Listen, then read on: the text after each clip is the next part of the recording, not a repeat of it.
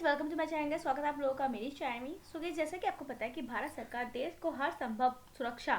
प्रदान करना चाहती है, जिसके लिए सरकार देश की तीनों सेनाओं, जल सेना, थल सेना और वायु सेना के लिए मजबूत बनाना चाहती है।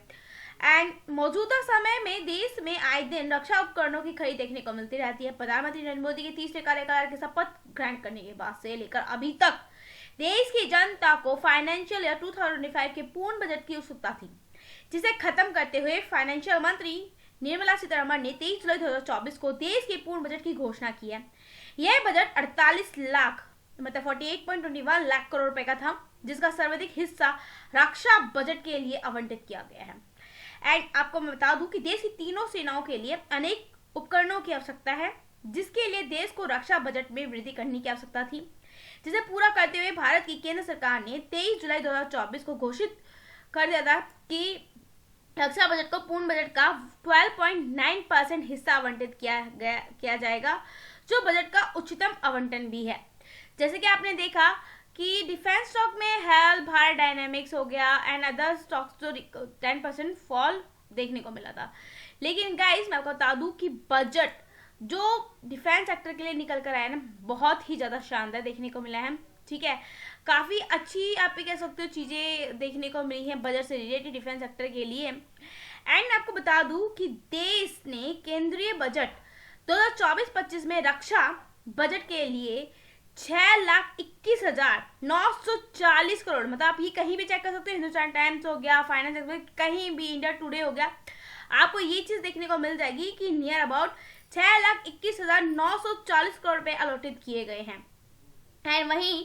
फाइनेंशियल ईयर के वित्तीय बजट में रक्षा बजट के लिए 5.94 मतलब कितना 5.94 लाख करोड़ रुपए आवंटित किए गए थे, जो दर्शाता है कि और इससे पहले फाइनेंशियल 2023 में रक्षा बजट इससे भी कम था। अर्थात देश की सरकार देश की रक्षा बजट में साल दर साल वृद्धि करते हुए देखी जा रही है, जिससे देश की तीनों सेनाओं को अपने अपने आवश्यकताओं के अनुसार अलग अलग रक्षा उपकरणों की खरीद करने में सहायता होगी। गाइस, भारत के केंद्रीय बजट में रक्षा बजट के लिए 6,21,000 कितना 6,21,940 करोड़ रुपए अलॉटेड किए जाने के पश्चात देश के रक्षा मंत्री श्री राजनाथ सिंह जी ने केंद्र सरकार का शुक्रिया अदा करते हुए देश के रक्षा बजट के लिए अलॉटेड की गई राशि के प्रयोग के बारे में बताते हुए कहा कि देश की रक्षा बजट का 1,72,000 करोड़ रुपए का प्रयोग देश के सशस्त्र बलों की क्षमताओं को और मजबूती प्रदान करने के लिए किया जाने वाला है, जो देश की सुरक्षा बलों के लिए अत्यंत महत्वपूर्ण है। एंड वहीं देश की आत्मनिर्भरता, मतलब आप क्या कह लीजिए कि देश की आत्मनिर्भरता को बढ़ाने के लिए घरेलू पंजीकृत खरीद हेतु इसमें नियर अबाउट 1,05,518 करोड़ जो है मतलब ये कह लीजिए कि इसमें अलॉटेड किए गए, आवंटित किए गए हैं। ठीक है, जिससे देश की स्वदेशी रक्षा उपकरणों की बिक्री में तो बढ़ोतरी देखने को मिलेगी। इसके साथ साथ देश मेड इन इंडिया रक्षा उपकरणों के लिए अन्य देशों के लिए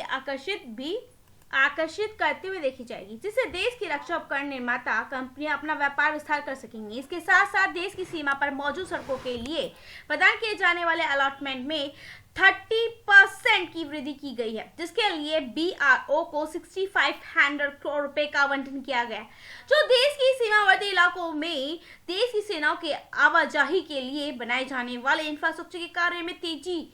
जानने का कार्य करेगी। गाइस, केंद्र सरकार के द्वारा घोषित किए गए पूर्ण बजट के तहत सुरक्षा बजट के लिए बड़ी घोषणा देखने को मिली है। एंड इन घोषणाओं के पश्चात देश के रक्षा मंत्री श्री राजनाथ सिंह जी ने जानकारी प्रदान करते हुए रक्षा बजट की राशि के निवेश के बारे में बताते हुए कहा कि रक्षा उद्योगों में स्टार्टअप इकोसिस्टम को बढ़ावा देने के लिए MSME और इन्वेस्टर्स के लिए तकनीकी समाधान प्रदान किए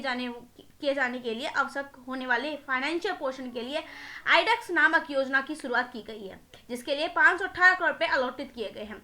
सो गाइस, अब आपको ये तो पता चल गया ना कि डिफेंस सेक्टर कितना ज्यादा बूस्ट होने वाला, कितना तगड़ा आगे भागने वाला है, जिस तरीके से इनको राशि मिली है एंड अलॉटेड की गई है। बाकी मैं आपको यही कहूंगी, खुद से स्टडी करके चेक करके तभी इन्वेस्ट करके चलेगा। चैनल पर नए होना तो लाइक करना मत भूलेगा। गुड बाय, थैंक यू, मिलेंगे नेक्स्ट वीडियो में।